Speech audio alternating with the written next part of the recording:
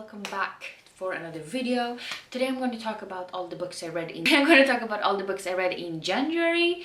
So I ended up reading 5 books in the month of January. One is a manga and one is a very short audiobook, so maybe it's not much to brag about, but you know, reading slumps unite. So this is what I came through with. So yeah, let's get to it. Actually, the first book I finished, which I did pretty early on, is Death Note, the Black Edition Volume 5. This is by Tsugumi Oba and Takeshi Obata.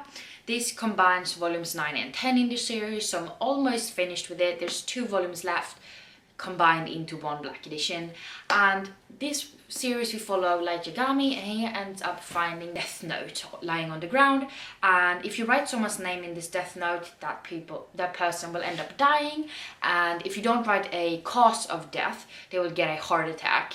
But if you write a cause of death, you can even decide what day and, you know, how to kill that person off. And it can be an accident, it cannot be, you know, shit like that. And I really do like the concept of it, because he figures out pretty early on that the world is not as black and white as he originally thought. It's a bit more of a gray zone. So I do enjoy this series a lot, but I do feel like at this point now, when I read volume 9 and 10, that it's kind of getting a little bit repetitive. I feel like it's not going in much of a direction anymore as it did previously. So I'm not enjoying this series as much as I did in the beginning, because then I was kind of mind blown. But admittedly, I haven't read a lot of manga, so I don't have much to compare with, but still. But I ended up giving this volume 4 out of 5 stars because it was still very good.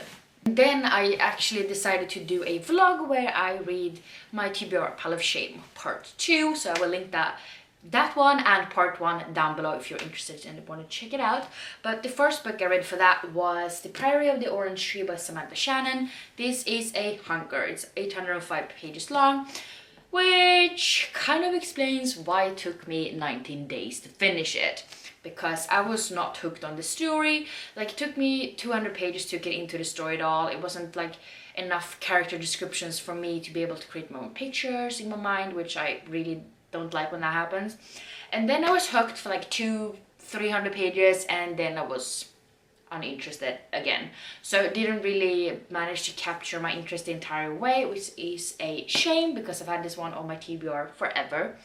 But yeah, I ended up giving this book 3 out of 5 stars. And then I read another manga, and that is The Way of the House Husband Volume 1 by Kosuke Ono. Really pretty cover. So this was a really quick read. I read this one like half an hour, 40 minutes or something, the last day of January, just because, you know, I needed to add some stuff on my to my wrap up. No, I'm kidding. But yeah, this is basically about a guy that was the fiercest member of the Yakuza, which is basically like an underworld sort of mafia gang type thing, and he has left that life behind, and now he is a house husband. So basically what he does is like he cleans and he cooks and he goes to the store and stuff like that, and then people from his old gang wants him to go back to his old lifestyle and stuff like that, but he's not really interested, and some shit goes down.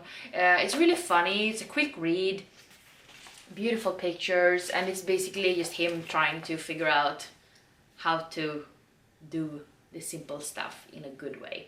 So it was really good. I gave it 4 out of 5 stars, and I really enjoyed this one. The book that I read in my TBR Pile of Shame reading vlog was Founderside by Robert Jackson Bennett. This is the first book in a trilogy, I think it's going to be.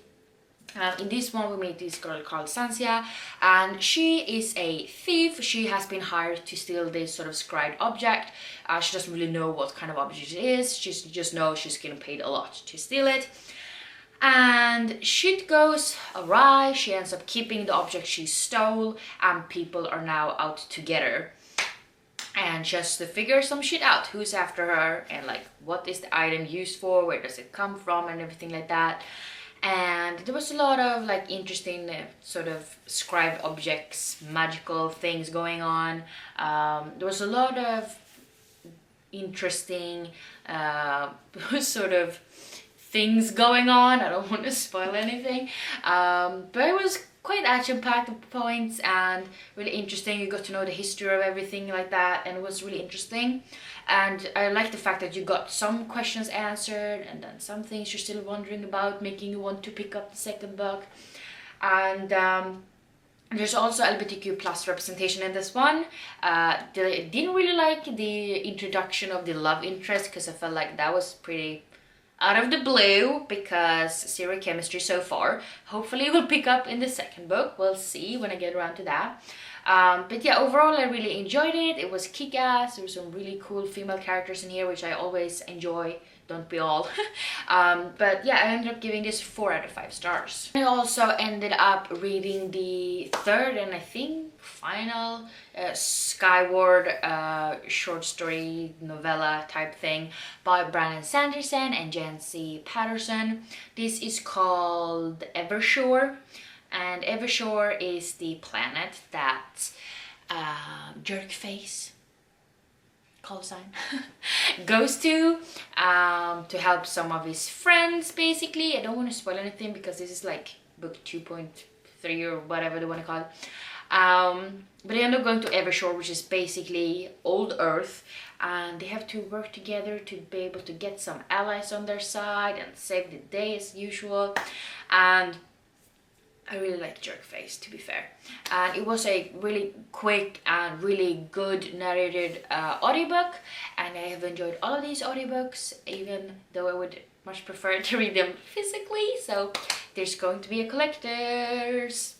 collective bind up of all the 3 in a physical format in May, I think. So I definitely need to get that. But yeah, I really enjoyed this one, and I think I gave it like 4.5 out of 5 stars. But yeah, those were the 5 books I ended up finishing this month. It was pretty good reading month. Not like amount of books wise, but like page count, not too bad, I'd say. I mean, we did read a tome, and then some another book that wasn't like quite short. And yeah, overall pretty good ratings to them, so I enjoyed my reading. Yeah, I really hope you guys enjoyed this video, and yeah, let me know down below if you read any of these books I mentioned and what you thought about them, without spoiling of course. And yeah, I hope we see each other in the next one. Bye!